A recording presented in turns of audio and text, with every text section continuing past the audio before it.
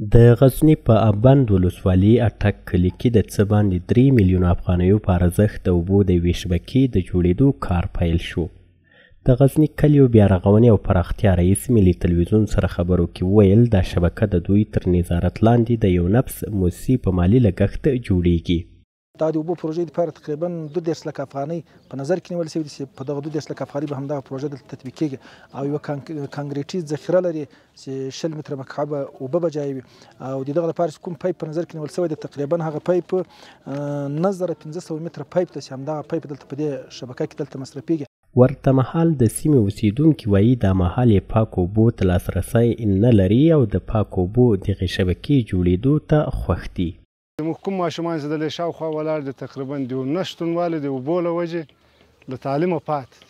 سهار ماشوم به دې ته ورسېد اوس بوشکه بدنۍ واخلي بس به تعلیم ځینې پاتې و خپل کور ته به یې اوبه راوړل. دغه 80 نفر د ما په شمول د لې انشاءالله په کار کېږي نو دا موږ ته اقتصاد ته هم ډېره ګټه ده او موږ ډېر منندوی کوو د تاسې د پروژو څخه. ډېر ځینې خوښ یو او نورو پروژو ته موږ ډېره اړتیا لرو ځکه د یو بند په باره کې د یو جوی په باره کې باید وویل شي چې ابند د غزني نسبتا لرې ولسوالي ده. ډیری اوسیدونکي په کرنه او مالدارۍ بوخت دي. دوی له حکومت څخه په رغنیزه برخه کې د ورته نورو پروژو غوښتنه کوي.